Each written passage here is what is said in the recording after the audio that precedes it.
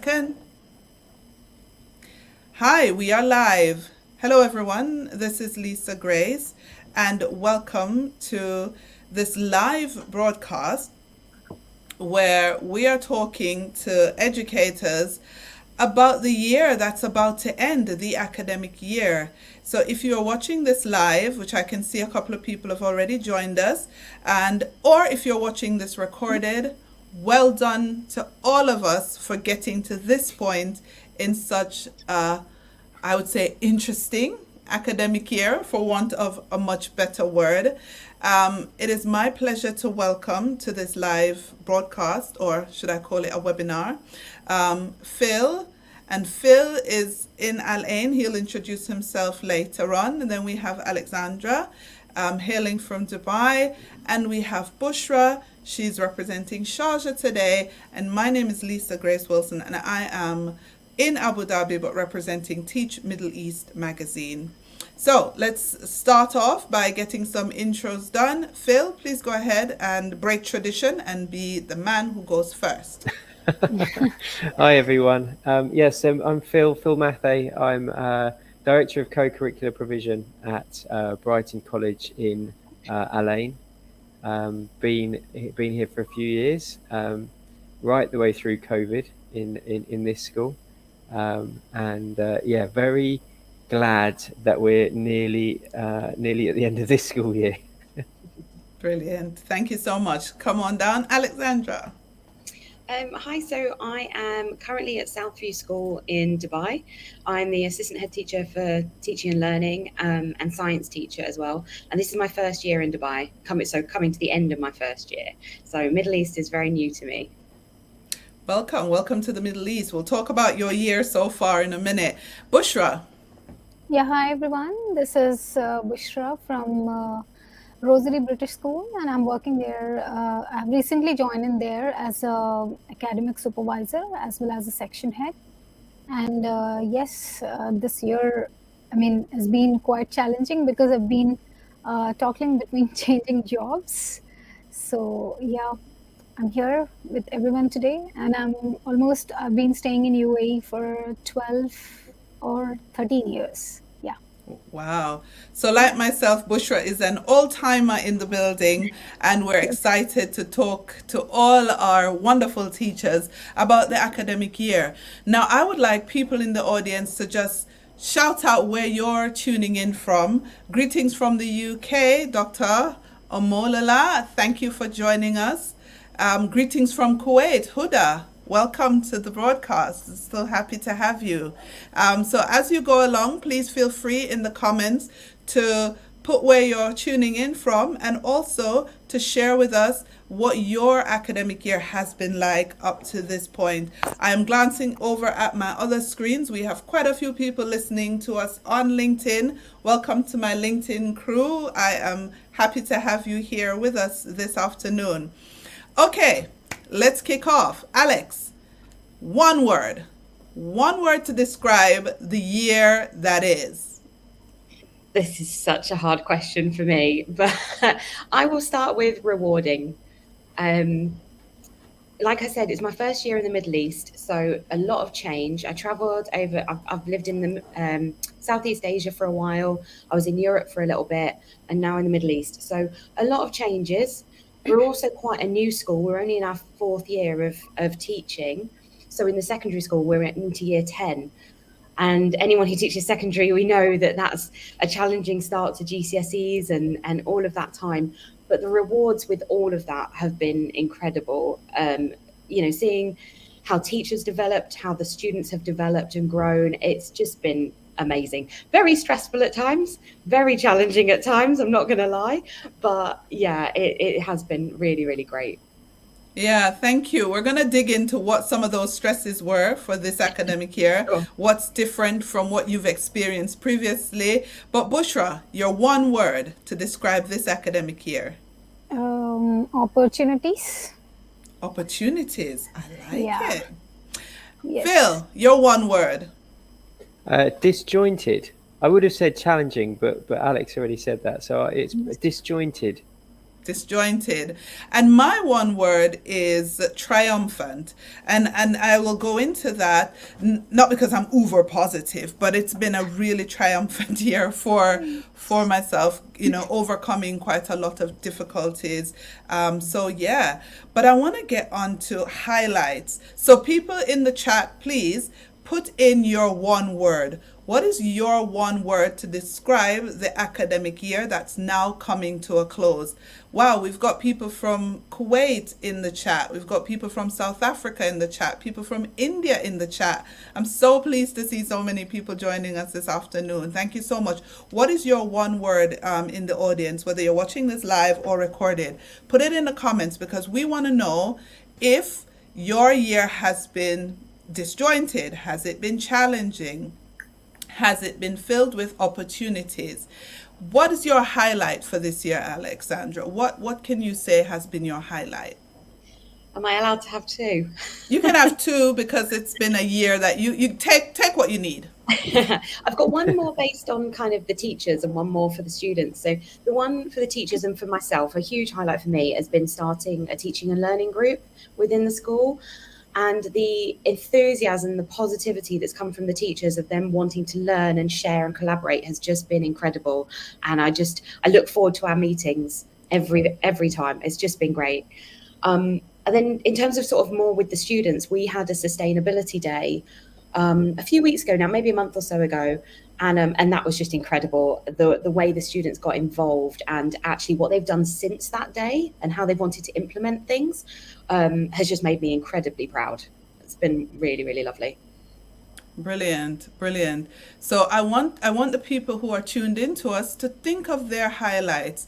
So often we race through the school year and we rush onto our holidays, but we don't take time to stop and to really reflect. So this live this afternoon is about reflection. It's about looking back at the academic year before we all jump on flights and head to different parts of the globe. We want to take time to just sit with ourselves for 20, 30 minutes, an hour and say, what's been our highlight this year? Bushra, what's been your highlight? Well, for me, there were a lot of opportunities, and I was a part of this huge project from T4 World Education, this T4 Education actually, and I had to leave because I changed the school. Now I'm not a part of that school, and it became one of the one of the top 10 schools in innovation category. So all that hard work, all that efforts, actually they've been fruitful. So that I would say would be the highlight for me for this academic year, because we as a team have been working day and night to make sure that we make it to the top 10 schools.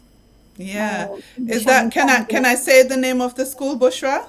Yeah, of course, it's Shining Star Yeah. International School. Shining Star International School, and my good friend Abalasha, I am really congratulations to you guys for really doing a fabulous job. Well done to you. Highlights, guys, in the chat. What have been your highlights of this year? Phil. So ours was about 5 weeks ago when our PE department were able to welcome parents back onto the school site for a swimming event with other local schools. And I think that was really the final step back to normality. And obviously Abu Dhabi has been slightly slower to get back to that point than some of the other areas of the region. But having parents on site again, having guests from other schools, really felt like this was the end of a very long road. And it was for everybody. It was a real positive moment to feel that sense of community again. Yeah, I actually concur with that. So I too am based in the Emirate of Abu Dhabi. I'm based in Abu Dhabi City. And for the first time in a few years, I was able to go into my kids' school and watch one of them perform in the school play. And it was just so heartwarming just to be in the audience again and just to see him perform. he was a lost boy. So they did Peter Pan and the Lost Boys. And do you know what? It was spectacular. That performance was spectacular. Massive shout out to Amity International School, Abu Dhabi, for putting on a show like no other. It was brilliant. And he didn't have any major part, right? He was just a lost boy running and dancing and singing. But man, was I proud and just really happy to just be in the audience. So I can really concur with Phil. It's such a turning point, especially after the last 2 years. Let's have a look at what our audience is saying. They're saying that their highlights was that they ensured that some of their students achieved their IEP targets, which means this person is an SEN person. So massive shout out to all our SEN teachers, SENCOs, all the people who had to reintegrate special needs students into the school after having them off on distance learning for such a long time. You guys do a brilliant and a job that I don't know how you do it, but it's really, really commendable what you do. So keep them coming in the chat. Keep us aware of some of the things that you've gone through this year. What's one of the things that, didn't go so well this year? We gotta have balance. What didn't go so well? What was one of those things that you thought, I wish that had gone better? Let's start with Bushra. I would say some of the decisions that we have taken as educators, like in our school, they could have actually been much better than what we actually thought of, whether it is recruiting teachers or implementation of policies straight. And then somewhere, down the line, I felt that everybody must be involved when you're drafting policies and all that. It's not just a couple of various heads of departments or just a couple of teachers, but the entire school should be involved in policy making, decision making. It should be a decision based on everyone's opinions. Of course, we'll have to decide what we need to take a final call upon, but then seeking advice or seeking opinions, that would be really very be beneficial for the school in the long run, the organization. So that's where somehow I felt that, and recruiting was a biggest challenge. Or because teachers these days, we need experienced teachers, because the amount of training that goes into the time that goes into training the teachers, and then as they become adept, they start leaving the jobs, and then again we have to hire. So that was also a bit of a challenging thing we faced a lot this year. Yeah. Yeah. So I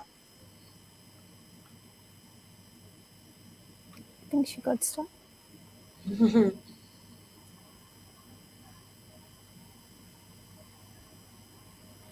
There is our host frozen. I was going to say, I think she's frozen. Alex, go on. Do you want to tell us about yours? Glitches. Are we all back? Yeah, we're all here. We're here. We're here.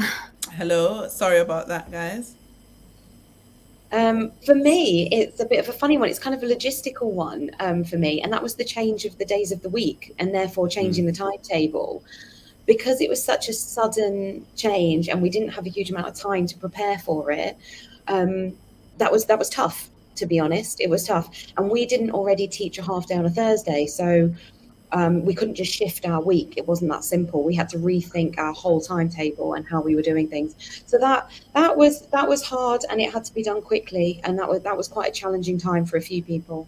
Yeah, it was a crazy couple of weeks, wasn't it? It really was. Before Christmas, it was. But I think you take real comfort in the fact that everybody was going through it at the same time. That's it doesn't true. matter. Every school, everywhere in the country, got the same information at the same time. And had to go through exactly the same process. And so, as with a lot of things in this country, you do feel that sense of solidarity with all the other schools, because a lot of things happen to all of us in the same way. We were exactly the same here. I don't think Lisa's back, so I'll I'm go. back. So, I'm you here. are back. I'm here. Thank you so much for carrying on.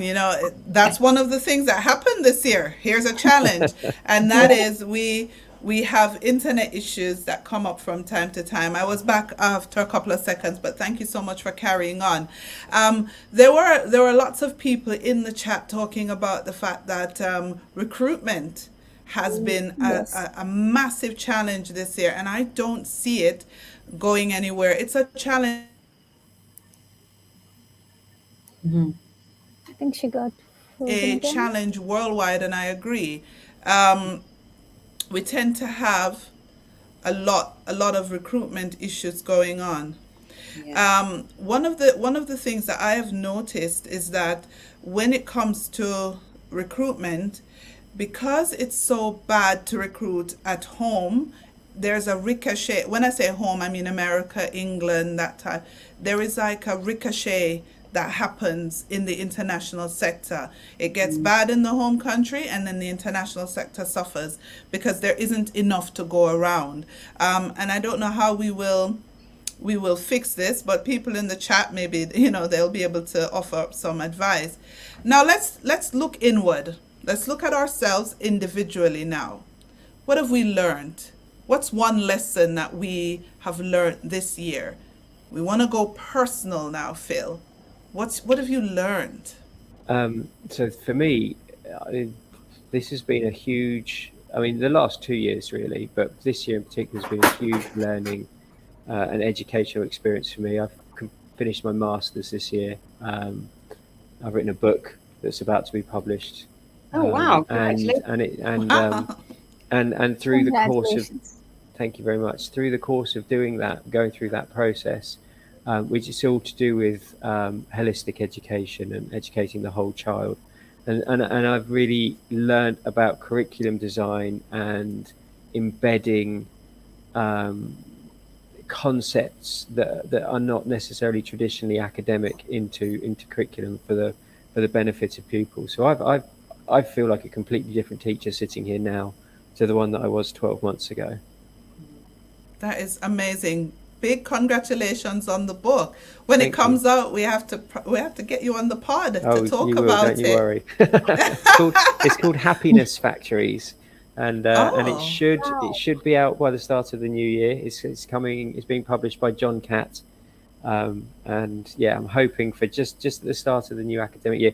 And it's a lovely, reflective book about international teaching, which brilliant. is lovely because people like us need to have our voice and our stories told. So yeah, I'm really proud of it. Congrats, Phil. Like, really congrats, because Thank the you. year that we've had, for you to be able to produce a book in that Yeah. year, I'm super proud. So well done. Um, Again, audience, we're going inwards. We're looking at our lessons. What have we learned this year? So we're not rushing it. We're taking our time with it because we want to think. We want to reflect. Alex, what's your lesson? What have you learned?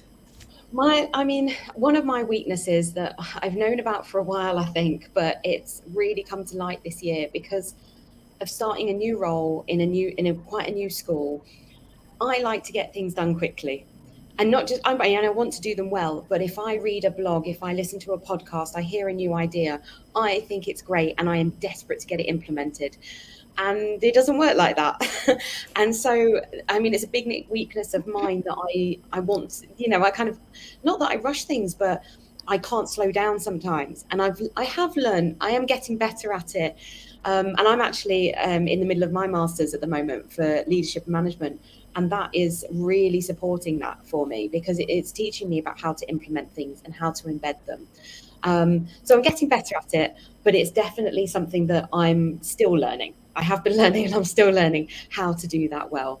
Yeah. I would echo with what Alex has told just now because I'm also a person who is very curious. I mean, I just want the thing which I have gone through, it should be implemented right away. I mean, and quick results are expected actually. Yeah. So Yeah. it's not always that the team whom you're working with, they also need to go along with you. There are different levels at which people work, but Mm. then what I focus on is quick results, that too with perfection. This needs to be done, this needs to be done. So I can actually relate to that. Yeah. Yeah, but yes, we are all actually learning every day, to be honest. And Being in a leadership position, it's very important that we actually take care of our teammates, consider their level of doing the work, or abilities to be precise, and then have clear expectations from them. So that Yeah. way, I think ideally it will be helpful to build that team, that trust, and that the comfort level Mhm. within our team members. So they would love to work with you then. Otherwise, it's like stress from top to bottom, like that. Everything goes from here and then it comes to the team, actually. Yeah. So we need Yeah. to have a balance about that as well. That's a good one actually, and it's to understand that not everybody's where you are. Mm. Yes. And so you have to exercise that patience. All right. Now, so we're looking inwards and we're learning our lessons. If anyone wants to drop their lessons in the chat, we'll read them out when we get a chance. But what lessons have you learned this year that you want to take forward as we go into our holidays and then we go into the new academic year when it comes? And for me, I think the lesson that I'm learning is patience, and to be kind to myself, you know. I do a lot of things, and this year, it didn't start in the academic year, it started in January. After the Christmas break, I realized I was extremely exhausted. I was just doing and doing and doing and doing. And so I had to stop and learn my no, because that's something I didn't have. I didn't have a good no. People would Mm. go, Lisa, do you want to do this? And I'm like, yes, Lisa. And I just found myself being pulled in all kinds of directions, and it wasn't very good for me, for my family. So I had to really learn to slow it down a little bit and think, is this a hell yeah? Or is it a Yeah. yeah, you're only saying it to people please, you know? Yeah. And so I had to work on that to say, when I say yes, now it has to be a hell yeah. Like it has to be really something I want to do, or else I'm going to say, let me think about it and come back to you. So that leads me nicely into this, Phil. What have you been doing to take care of your well being and the well being of the people around you this year? Yeah, it's a good question, because I'm not sure. I'm not sure because I've been working at a ridiculous pace all year, and um, we were saying in the introduction, I am so glad that it's the end of this year because I definitely need a break more than I probably ever needed a break before. But no, I do. I have learned over the years how to switch off, and not think about school, not think about education. But then this year, my downtime has been more education based because of the things that I've been doing away from work. But yeah, being able to say no and also being able to switch your brain from school mode to home mode, I think is really important. And also understanding that the pupils need that as well. I think the biggest thing that I've learned that we will take I will take forward into the future is the fact that the things that the children really enjoy at school, the things that really make them want to be here, the things that they've really missed, and not necessarily the things we thought they were. Um, and so, the subconscious collaboration and the subconscious um, kindness and caring and all of those kind of things that we know are important, but we don't think we really realised that those are also the reasons why the children want to be at school as opposed to on a screen like this. So that's the thing that I'll probably have learned that I'll take with me. Yeah. And when you think about what the students need, what are some of those things? Well, personally, being somebody that's very focused on holistic education, it's all the non-traditional things, the non-academic things that they need alongside their traditional academic curriculum. They need opportunities to play. They need opportunities to have unstructured time where they're not being directed. They need to be able to be creative and be collaborative and show all of those holistic concepts that we know that they need to develop alongside their academic abilities, but they're also the things that they enjoy. They're the fun bits of school. And I think it's really important, especially as we go back towards something that resembles normality, that terrible word normality, that we mustn't focus too much on the academics. We all know that they've struggled academically, and we know that there's catch up to do, and all our schools will have that in place in order to deal with that. But we mustn't lose sight of the things that they enjoy, and the things that benefit them the most are those little opportunities to do all those other things. I think I it's completely always agree. Go ahead, Bushra. I think it's always good to give an opportunity to the students to have a me time for themselves. I mean, that focuses on their well-being. I mean, they too need a break. There are a lot of subjects. There is a lot of information that is being provided to them within those 6 to 7 hours, back-to-back lessons with just 15-20 minutes of breaks in between. That won't suffice. I mean, if they want to take a lesson off for a day, I think that would be ideal. It definitely helps them to improve their well-being, and they feel energized to join next day into that class, because they know that when we are stressed, this is our teacher or the educator who understands us well, and she knows that we need a break, or he knows that we need a break now. I think introducing the concept of me time for students, that develops that feeling of belongingness, their well-being is taken care of, and develops the gratitude, the attitude Yeah. of gratitude as well. Yeah, I like Yeah. it.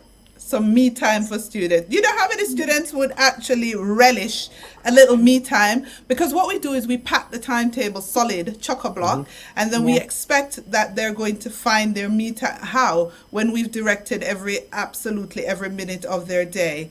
But Yes. I want to take it back into us, right? So, because remember, this broadcast is for teachers by teachers. Yes. Alex, what has been your well-being practice this year? How have you taken care of yourself?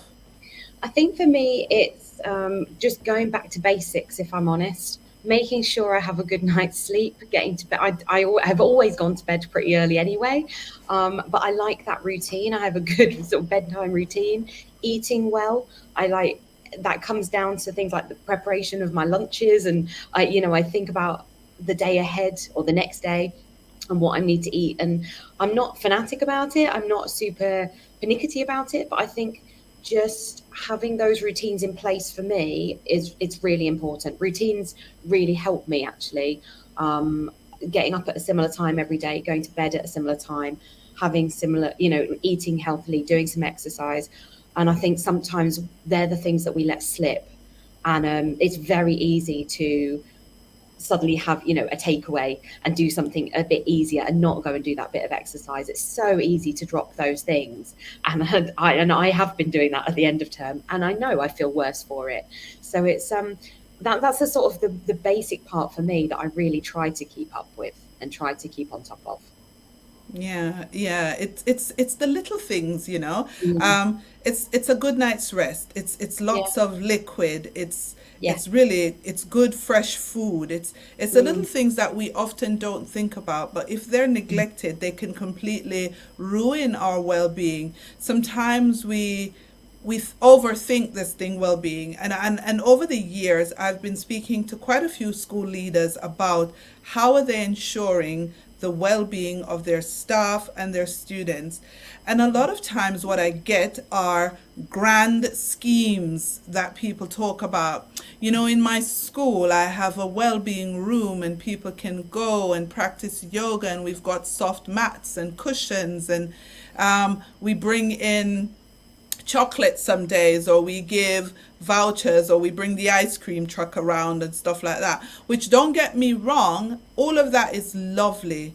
But you know, there was one principal that I spoke to, and I keep speaking to him all the time about it, Mark Lepard from British School Al Khwairat, and he talks about practical things, and I keep harping on about it. He probably gets sick of me calling his name, but the truth is, the things that Mark does are the things that I think help. A cutoff time for emails. Can't email anyone after 5, and you can't email them on the weekend. And teachers are encouraged to leave school and go do their hobby. He goes off and he does his golf, and they need to go off and do something else. And things of that nature. When you're on your holidays, it's a no email zone, no emails during the holidays. Let people rest, let them recharge. And he's not talking about rocket science, he's talking about practical things. And one of the things I Yes. think schools need to do is to really become deliberate about taking things off people's plates. Stop adding initiatives. Like, are we reflecting here today? Let's reflect. Extra initiatives do not bring results because we change too quickly in schools. And every time when I used to be a school leader, my board comes with something, I push back. No, the initiative we started last year, we have not embedded it. Let us go back, evaluate it. Did it work? If it didn't work, why didn't it work? Because if we're going to discard it and start something new, or if we're going to add something new to it, we need to know why we're doing it. Because if we keep chopping and changing, there'll be no consistency, and we will not know what would have worked if we had given it time and a chance to embed. So, Yes. with my little soapbox done, I want to know, what is the one thing you wish to see changed in the upcoming academic year? So we're going to look forward now. What kind of changes do we want to see? It's 5:01 p.m. If we had a wish, what would that wish be for the new academic year? Changes, positive changes. Phil? That's a good question. Obviously, so I'm in the slightly just different position that I'm moving schools at the end of this year. And so and there is an awful lot of change going on within the school that I'm leaving. Most of it very positive, actually. I'm quite excited to look back and see where the direction this school goes in. The one thing that I would like to see changed, I think you've just said a lot of it actually, is that understanding that teachers need time away from teaching. And we've Yes. spent such a long time desperately hoping to get back, get to a post-COVID world, that we've all dived headlong into every single possible thing to do with teaching and education that we possibly can. And I think we need to step back. I think we need to go back to something that's more of a balance. And yeah, those little changes, making sure that teachers are well rested, that they aren't feeling overworked by the end of term, and the picture that everyone shows of the owl with the hair, and that's, we don't want frazzled teachers that can't think straight by the end of term, because then the end of term becomes completely ineffective. But we need to manage that all the way through so that the teachers don't find themselves in that position. Just saying, well, it's nearly the holiday isn't good enough. It's not okay that the holiday is the time for us to get back to normal, because we've been completely burnt out up to that point, because no other profession would get to that point. So yeah, I think teacher welfare is really important, because it is going to get busier. It is, for all of us, it's going to just get busier and busier. And unless schools manage that, we could end up in a position where we're doing even more than we were all doing before COVID even came along. And that's a Yeah. dangerous place to be. When we're having conversations about teacher retention and teacher recruitment and the problems, and then I can speak for the UK, because that's where I come from. And the reason that they're struggling with teacher recruitment is because who would want to be a teacher in a country that absolutely burns people out to the point where they all give up in 5 years' time? Like Yeah. that's not a career choice that anyone's going to make. So we as international schools have got to be aware of that gathering storm and not let it happen to us. Yeah. I think we need to have realistic expectations from the teachers actually. Too Yeah. many expectations actually ruin the ability of a teacher to work, because you're having too many expectations, then the teachers are pressurized, they are stressed, and then they start taking too many responsibilities, and then their well-being is not taken care of, their health is not taken care of. then the Yeah, and families suffer. Ultimately, it will have an impact on the way they are working, and that spreads across the organization. Because if one person is stressed, then obviously it will have an impact on the way he or she works, and then it has a impact on the other team members too. So Yeah. we should have realistic expectations as educators, as leaders, rather than pressurizing the teachers to do more than what they are capable for. Yes, we have to challenge them. That I would say they need to be challenged. Only then we'll be able to know how capable a person is. But challenging with limits, respecting their time, then they providing them their me time or the family time. And like Mark Leopard, as you were saying, I do follow him on LinkedIn. He writes lovely blogs and all that, and the way he looks into helping out the educators. Yeah. So I think basic practices like cutoff time for communication and all that, everything will really be very helpful, because end of the day, too many expectations will lead to obviously failure only. Yeah. I would say that, because you need quality over quantity. So if you need Yeah, I agree quality, with you. yeah, if you need quality, then you'll have to give importance, give them time, and you know the ability of a person, and then assign the work, and do not let that person overwork. So that will have an impact on the organizational or work culture or the work environment, I can say. I think you're right. And I Alex, think, Yeah. sorry, sorry, Phil, go ahead sorry, I quickly. was going to say, I think it's just the recognition that a healthy teacher is a Yes. better teacher. Yeah. You know, That right there. we're not robots. We're just humans, and if we are healthy and well rested and Mm. not exhausted, we are better. Right? It's as simple as that. Why would you want teachers working at half capacity because you've burnt them out? It Yes. doesn't make any sense to me. Yeah. Sorry, Alex. No, Yeah, no, go on, it's all Alex. kind of building on what you said. I feel incredibly lucky to work with the head that I'm working with at the minute. When he sat me down to talk about timetables for next year, one of his priorities was that no staff member should have a full day of teaching. Yeah.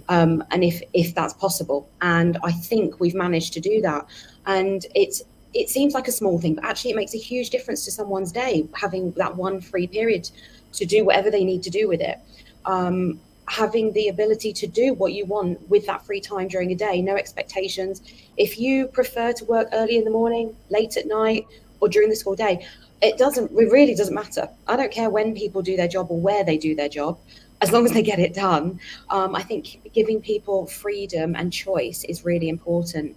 And something I definitely Yes. want to change for next year is more choice within our CPD program. As Mm. I've said a few times, being a new school, we've had a few things that we've wanted to build in for a lot of people. And we've got a wide range of teachers with wide range of years of experience of teaching, coming from different backgrounds, different international backgrounds, all sorts. And so in terms of their pedagogy and their teaching, their learning, it's very broad. So we kind of wanted to hone in this year and make sure we were all being more consistent and we're all on the same page. And it's been great and it's been very well received. But next year, I want to make sure that there is more choice for people within their CPD program, because ultimately it's about them and it's about their learning. And I think that massively links to their well-being as well, and it contributes to their enthusiasm for the profession and what they're doing in the classroom.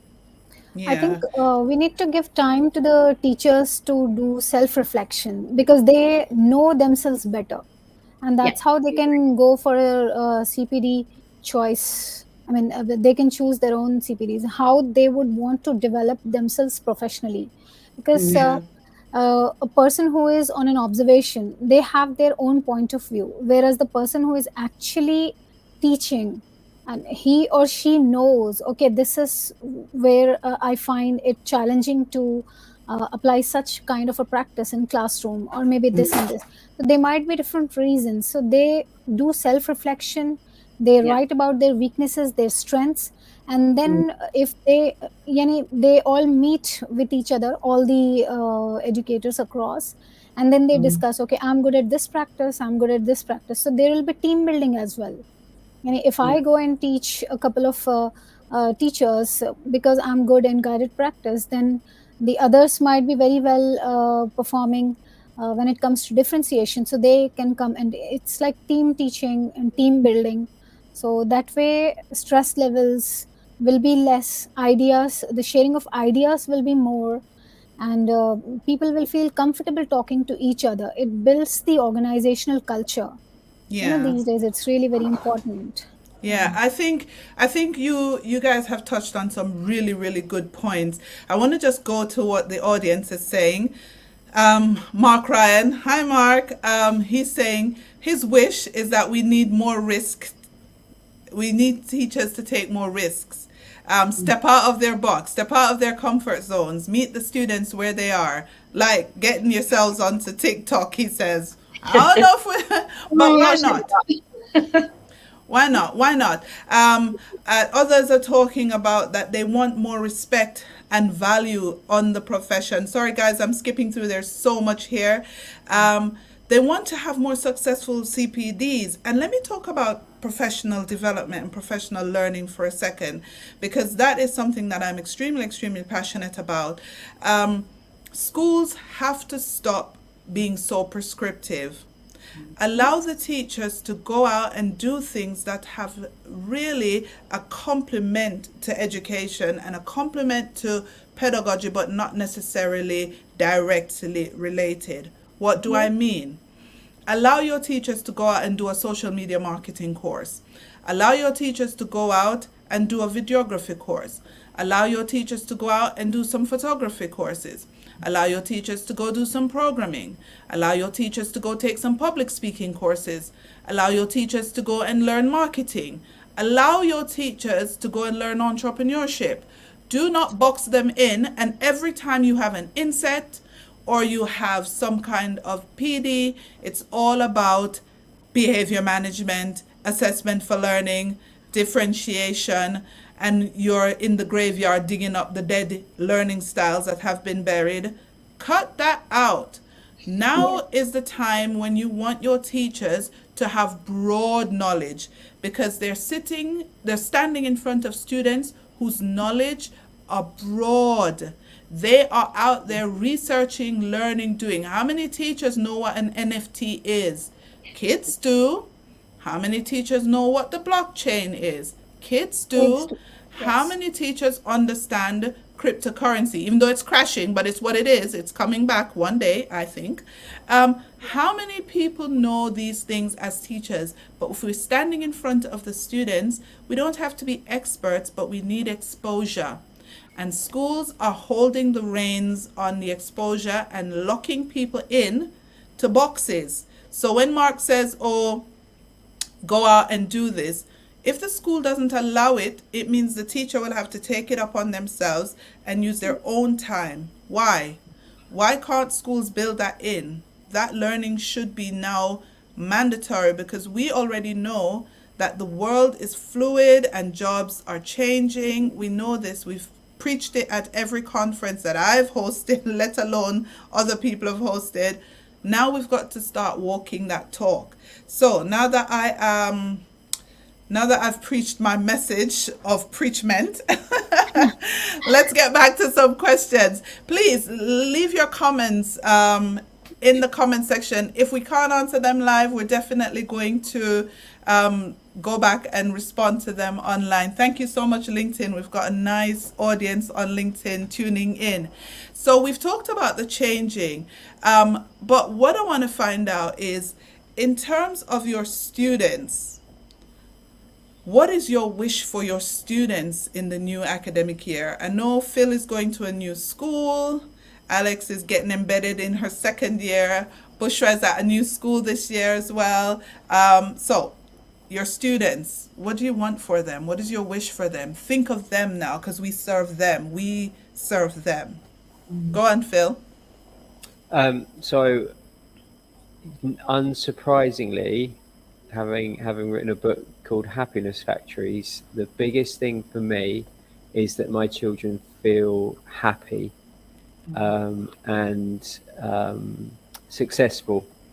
I believe education, post-COVID education, should be success driven.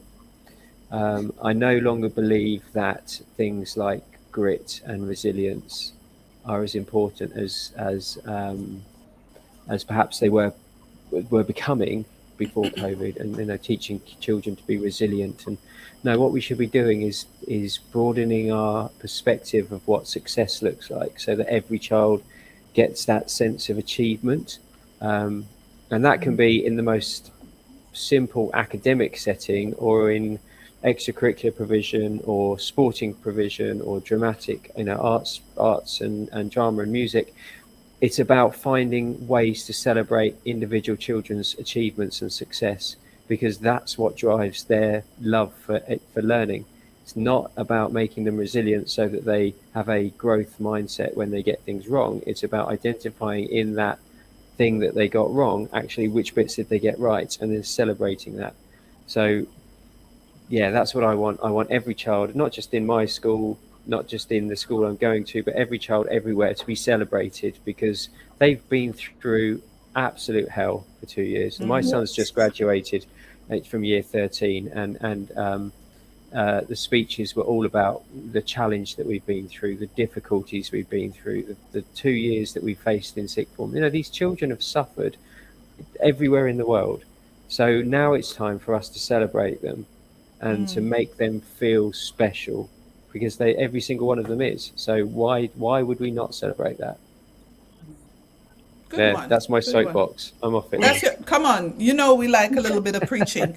Okay, go on, Alex. What is your wish for your students, and not Yeah. only your students, but for students?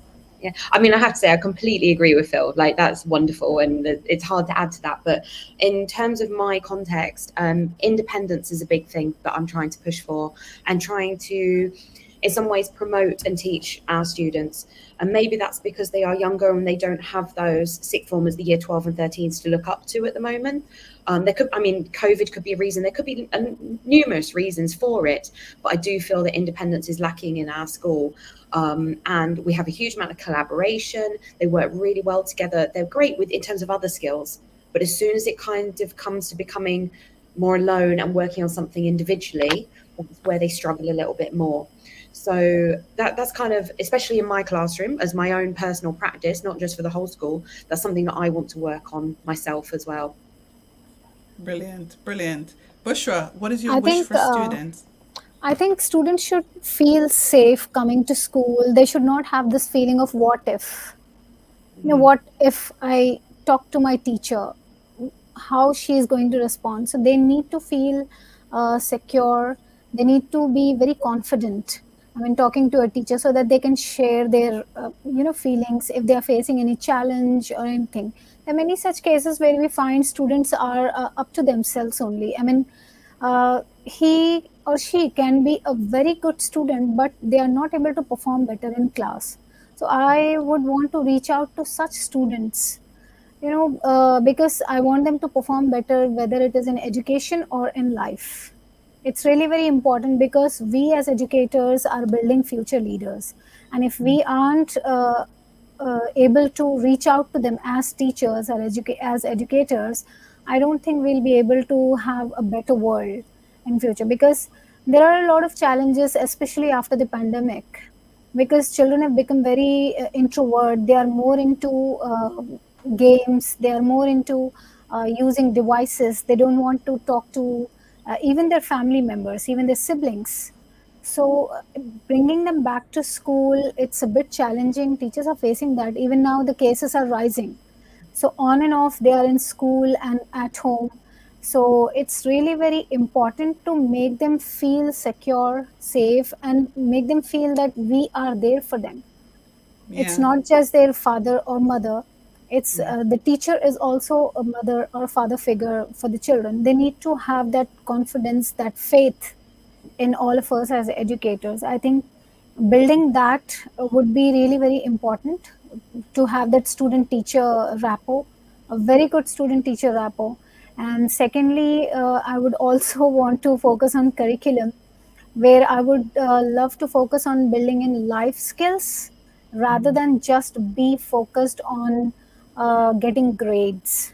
Like, getting good grades, okay, that's important. I do agree, because parents are paying hefty amounts, huge amounts of fees, so they pressurize their kids. That's important, I do agree. But then building their life skills in whichever field they are interested, we need to provide them opportunities, not just set the barriers. Like you said, for CPDs, teachers are being just focused on differentiation and all that. If teachers can explore, let the students also do that.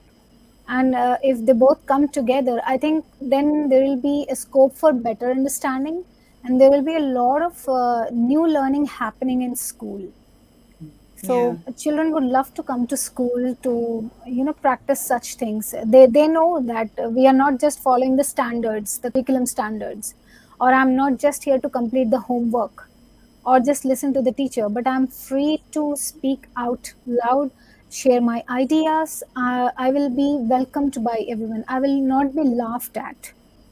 So all such things, I just want to work on all these things, like in my new school where I'm Yeah. joining in. I tried my best to help in the previous school as well, because student promoting student agency is my forte, I must say that. I love children being children representing their school or themselves, because that's how they would love to come out of their boxes or their shells. Yeah. Because if we have faith in their abilities, then they become really very outspoken, and the world needs such children actually. I Yes. agree. I agree. I completely agree. I don't have students, but I have children, and so my wish is for us to really break down the rigidity of the system and allow for divergent thinking. I really, if I had my way, I would abolish formal examinations. I would only go Yes. with continuous assessment. Yes. Listen, call me radical, call me what you want, but I really do not think that working your way to a GCSE or an A level as an endpoint and then not achieving the goal that you set should be the be all and end all. If they don't get that A, they can't get in. But what about everything else that they've done? What about that build up of knowledge and skills? And I know there are other systems like the IB that takes more account of that learning, but if we could move into a system where students are able to break away from that rigidity and Yes. express their knowledge and their skills in new and interesting ways, then I think we'd see a lot more richness in the education sector. How it's going to be done, I don't know. Am I a dreamer? Potentially. But I really would love to see that rigidity moved out. For a moment there when we had COVID come in and they had to cancel exam, I thought, yes, this is Yes. it. Wow, we're going to move to a system where we have choice, where there will be a teacher assessed pathway, and there will be formal education, formal examinations for those who chose, and there will be something else for somebody else, and we'll have that nice, almost like a buffet of options for students to choose Yes. from when they get to that time. No, that's not what happened. It was Guess actually a what relief. happened? We're back to formal exams as Yes. if nothing happened. So you understand the frustration. And in education, I'll say this right now, follow the money. If there was no money involved in formal assessments and GCSEs and A levels, they would be gone a long time ago. But because Yeah. there's money there and the boards make a lot of money, we're going to have to fight a little bit harder to infuse choice for our students and make sure that they get to express their knowledge and their skills in a variety of ways and still experience success. And I like what Phil said, like we do need to start celebrating them a little bit more, we really do. Yeah. I do not agree with one thing though, Phil. We do need to still teach resilience and they do need grit or else they're going to struggle Yeah, in the yeah, world. yeah, yeah. And Resilience is to be very fair, important. there's a really great comment on the chat from Sania, who Okay. said the same thing. So yeah, let me come back on that. So I don't think that children. don't believe that children don't need resilience. I just don't think that teaching resilience as an explicit skill is necessary as much as it was becoming certainly within the British kind of curriculum. Like, we need to teach these children to have a growth mindset. Well, we don't actually need to teach that. What we need to do is we need to make them understand that when things don't entirely go the way they want it to, that there's a learning opportunity in that. But I think we did get to a point where we were treating children, especially secondary school children, like little academics, and trying to teach them the cognitive science behind education, and the growth mindset approach to everything. We don't need to do that. What we need to do is we need to say, okay, you did this really, really well, so well done. But this bit you could do a little bit better on. So why don't you have a think about that again, rather than, okay, well, you didn't do very well, but let's show some resilience. And as a PE teacher, resilience became such a big thing. Like, let's teach them something really hard that none of them can do, and then we're giving them resilience. No, we're not. We're just making their life miserable. I think appreciation with constructive feedback. Appreciation with constructive feedback is actually the key. They don't feel offended. We are celebrating their success as well as we are leading them towards improvement. Absolutely. When we give them constructive feedback. Yeah, Alex, sorry. I was just going to say that making mistakes and failing is just a huge part of life. And I think that is what resilience is, really. And I think it's not so much, I agree with you, Phil, it's not so much teaching how to be resilient. It's more how to deal with the stresses that come with life and how to deal with failure and overcome it, rather than the resilience itself. That makes you resilient in the end. Brilliant. Well, to that, I would also say that if we are celebrating their success, we need to celebrate their failure also, because that's a part of learning. Because when we do mistakes, we learn from it and we don't repeat that. So I think it's good to celebrate our I don't want to celebrate the mistakes, but as much as we want to create a safe space for them to understand that the mistakes are not fatal, right? They're not final. They can grow from it. They can learn from it. They can move on. And that safe space is very, very important. Very important. Thank you, guys. Thank you. Thank you so much. We're not quite done yet. And thank you to everybody in our chat. You guys have been brilliant. It is 5:27 p.m. on a Friday afternoon. I'm looking at my LinkedIn. Sorry, I have double screens in front of me. And people have been stuck with us for the whole time. I applaud you. Now it's time to think about you again. We're about to go off. How will you spend your summer? You deserve it. You earned it. You've done the work. You've grind hard. You've made it through. Today's Friday. Next week we're going off. Some of us on Tuesday. Some of us are already going off as of today. What are your plans? What's your plan, Bushra? Cut off from emails, internet, basically, at least for a couple of days. Even if you are in, obviously without internet these days, it's impossible to survive, to be honest. But then work-related emails or communications, totally avoid them.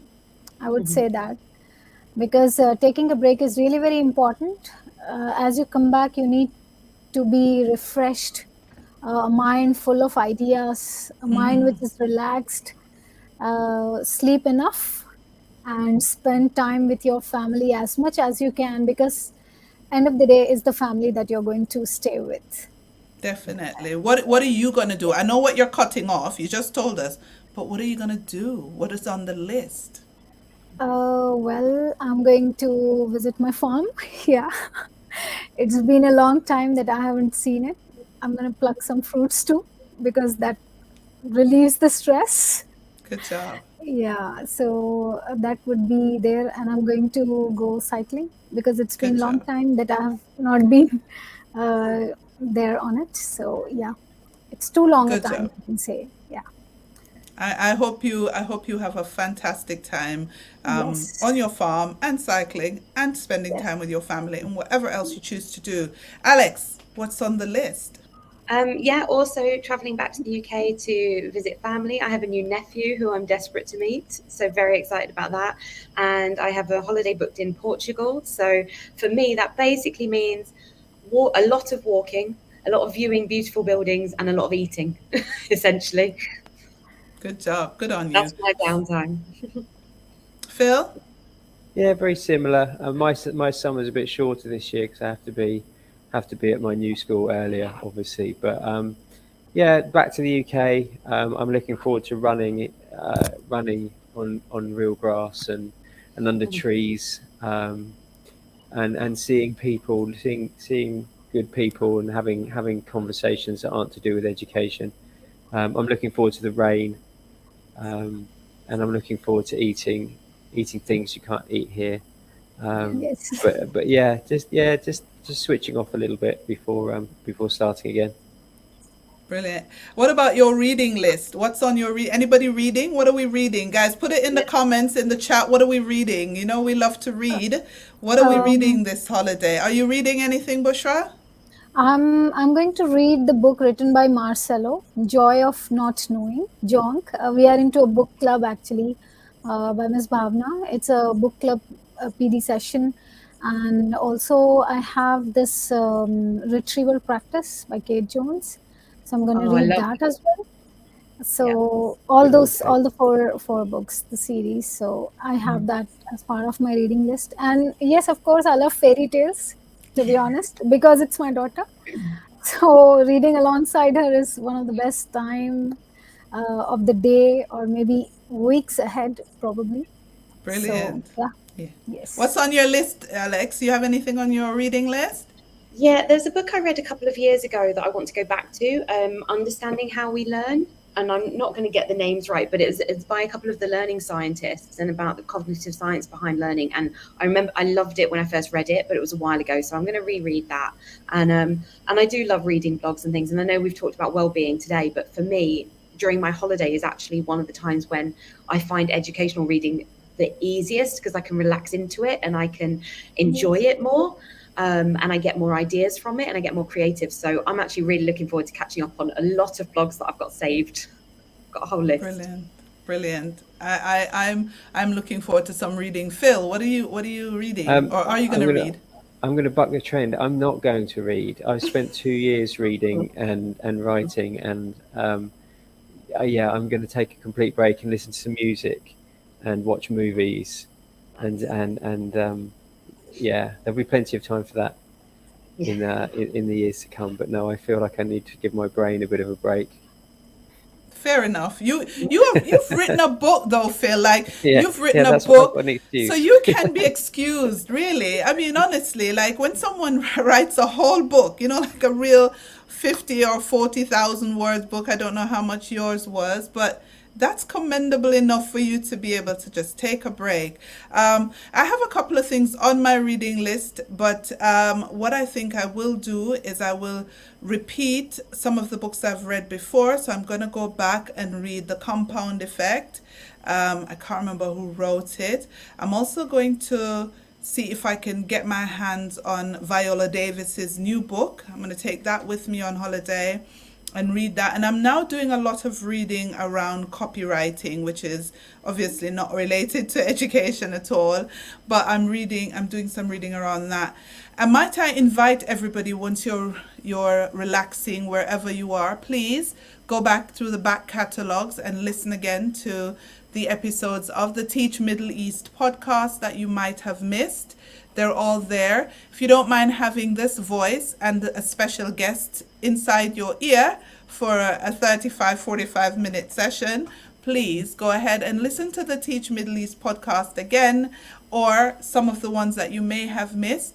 And if you're looking for some reading, teachmiddleeast.com, we have all the articles there. They're all written by educators for educators. So may I invite you to, a little plug, a little shameless, but if you could just go over to teachmiddleeast.com and take some reading from there. It's free CPD, and I promise it's good stuff because the people who write it are really, really good at what they do.